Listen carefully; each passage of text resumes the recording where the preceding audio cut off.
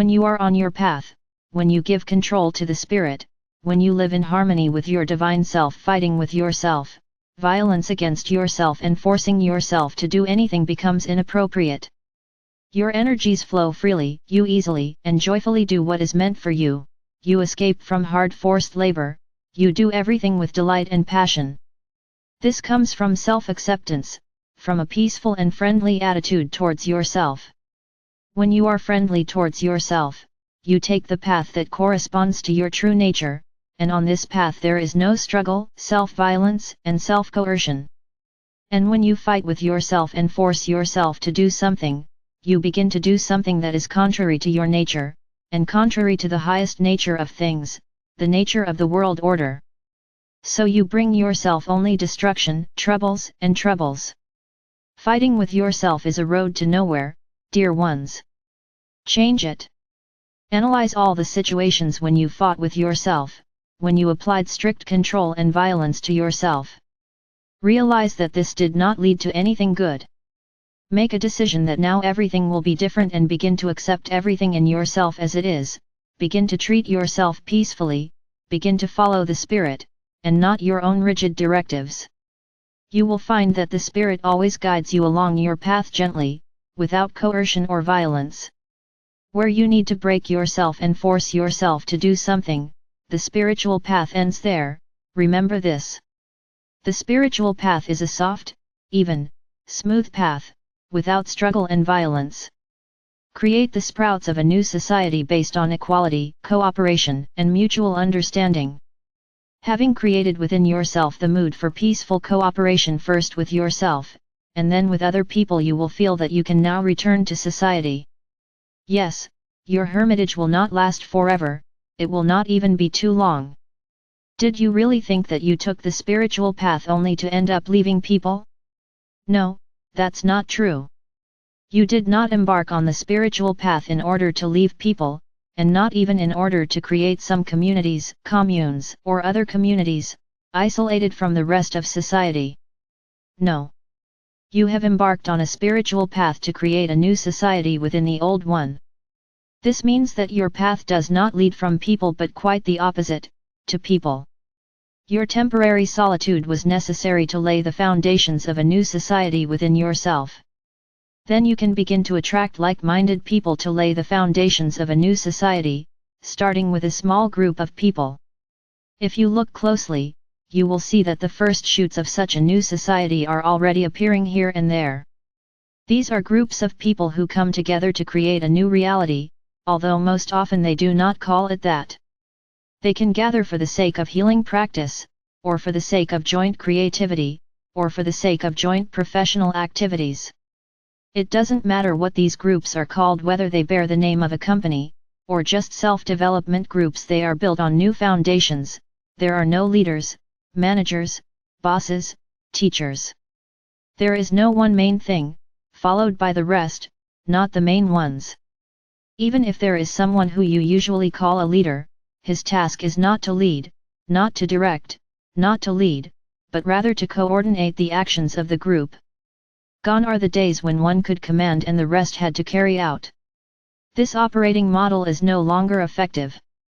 The only effective model is when everyone is a leader, when everyone has equal rights and opportunities, when everyone listens to each other, and decisions are made jointly, based on the best that can be offered by everyone.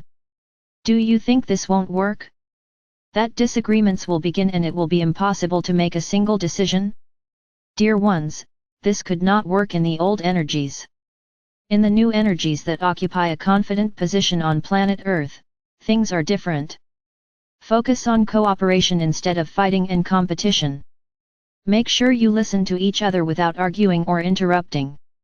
Tune into mutual understanding. Learn to look at the situation through the eyes of another person, learn to understand what he feels, thinks, and you will be surprised at how much new things will open up to you.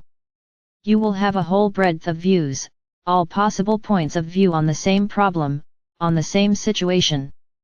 By listening to each other, each of you will move beyond the narrow frames of your understanding, and together you will rise to new levels of broader and higher perception. Together, you will be able to come up with new solutions that you could not come up with alone. Try it and you will see that it will start to work out for you. The new energies of planet Earth contribute to just such an interaction. The future lies in a new society based on cooperation, mutual respect, and understanding. You see organizations with overly authoritarian management styles fail. You see how spiritual movements and schools are collapsing, where a single leader is trying to lead his flock, which is called only to obey. All these structures, built on a rigid hierarchy of power, are becoming obsolete. I suggest that instead of a pyramid of power, you build something new, a group organized on the principle of a round table, where the role of leader, coordinator can pass in a circle from one person to another, and where everyone has an equal right to vote. You can create such structures and attract more and more like-minded people into them. You'll be surprised how quickly this kind of interaction becomes the norm for people. Very soon, authoritarian structures will become a relic of the past, and you yourself will begin to wonder why humanity tolerated them for so long. Now I want to say something important for those who are still forced to remain in the structures of the old society.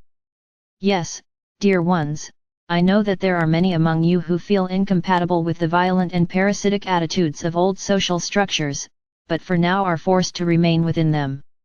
Oh, dear ones, you have become something of a white crow there. You are rejected by these structures, and you do not accept them, but you do not yet see the opportunity to leave, because your earning your living may be connected with this.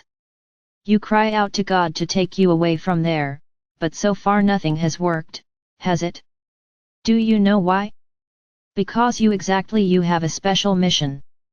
You have a special power and special ability to bring light to the darkest places on the planet. Remember this.